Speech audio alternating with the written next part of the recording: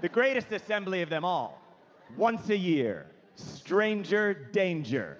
Yeah. The hottest ticket in town. The Bruno Mars of assemblies. You are gathered together as a school, and you are told never to talk to an adult that you don't know. And you are told this by an adult that you don't know.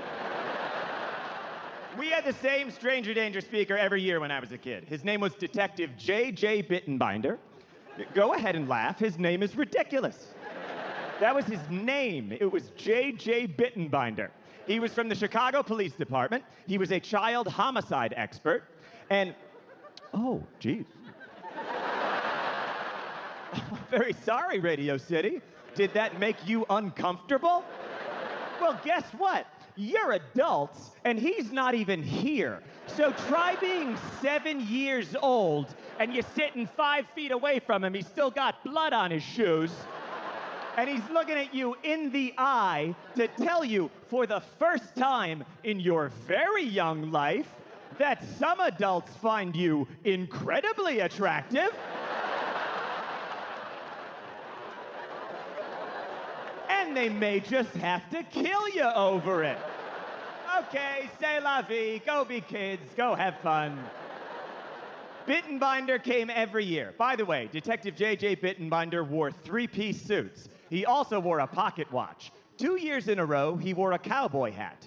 He also had a huge handlebar mustache. None of that matters, but it's important to me that you know that. He did not look like his job description. He looked like he should be the conductor on a locomotive powered by confetti, but instead he made his living in murder. He was the weirdest goddamn person I ever saw in my entire life.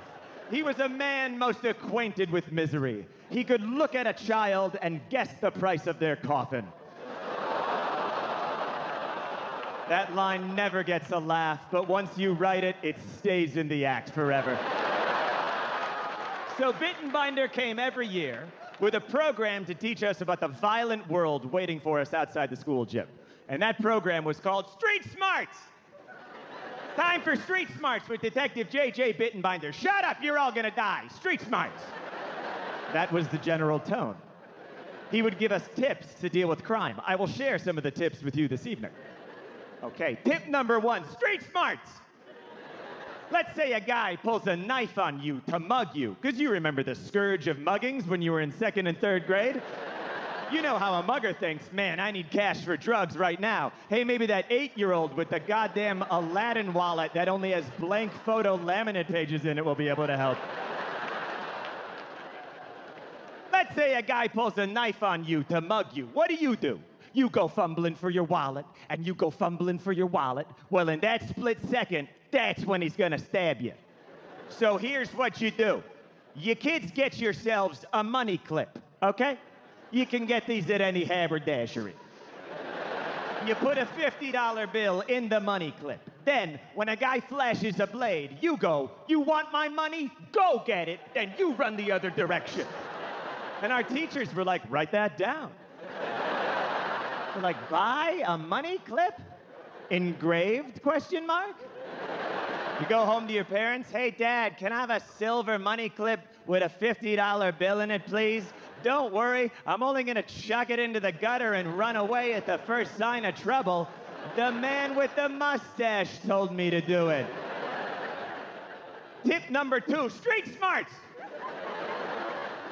Let's say a kidnapper throws you in the back of a trunk. This was at 9 in the morning.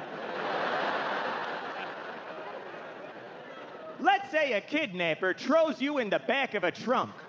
Don't panic. Once you get your bearings, find the carpet that covers the tail light. Peel back the carpet, make a fist, punch the tail light out the back of the car, thus creating a hole in the back of the automobile.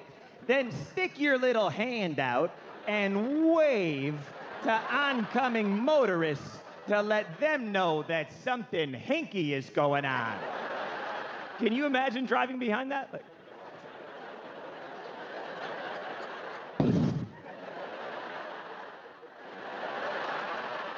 I think they're turning left. Tip number 3, street smarts. You kids have no upper body strength. And we were like, we know, but hey. If some guy tries to grab you, you can't fight him with fists. So here's what you do. You kids fall down on your back and you kick upward at him. That'll throw him off his rhythm. That was a big thing with Bittenbinder, was throwing pedophiles off their rhythm. He's not gonna know how to fight back with 2 little sneakers coming at him. If the Lindbergh baby had steel-toe boots, he'd still be alive today. Street smarts. Yeah, he was not a spoonful of sugar helps the medicine go down kind of guy. He was more like, brush your teeth. Now, boom, orange juice. That's life. Bittenbinder, he didn't want us to not get kidnapped. He wanted us to almost get kidnapped. And then fight the guy off using weird psych-out backroom Chicago violence. Like, here's what he wanted to see on the news. Like, we're here with 7-year-old John Mulaney, who fended off a kidnapper earlier today. How did you do it, John? Well, thank you for asking. I used the Bittenbinder method. When I saw the perp approaching, I chewed up a tab of Alka-Seltzer I carry with me at all times. This created a foaming at the mouth appearance that made it look like I had rabies. Now I've thrown him off his rhythm. Then I reach into his jacket pocket where I had planted a gram of coke and I went, whoa, what the fuck is this? And he goes, that's not mine. And I never seen that before. I go, boo-hoo, it's in your jacket. And you're doing 2 to 10 and your kids are going into social services. Now he's crying. Then I grab a telephone book and I beat him on the torso with it. Because as any Chicago cop will tell you, a phone book doesn't leave bruises. Well, that was 7-year-old John Mulaney, currently being sued for police brutality. Bittenbinder told me things that haunt me to this day. He came one year for assembly. He goes, okay, when you get kidnapped, not if, when. Okay, so when you get kidnapped, the place where the guy grabs you. In the biz, we call that the primary location, okay? Your odds of coming back alive from the primary location, about 60%. But if you are taken to a secondary location, your odds of coming back alive are slim to none.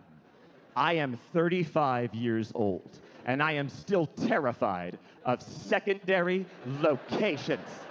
If I'm at a place, I never want to go to another place. I'll be at a wedding reception and someone will be like, hey, you coming to the hotel bar after? We're all gonna get drinks and keep the party going. I'm like, nah, sister. You're not getting me to no secondary location. You want it? Go get it.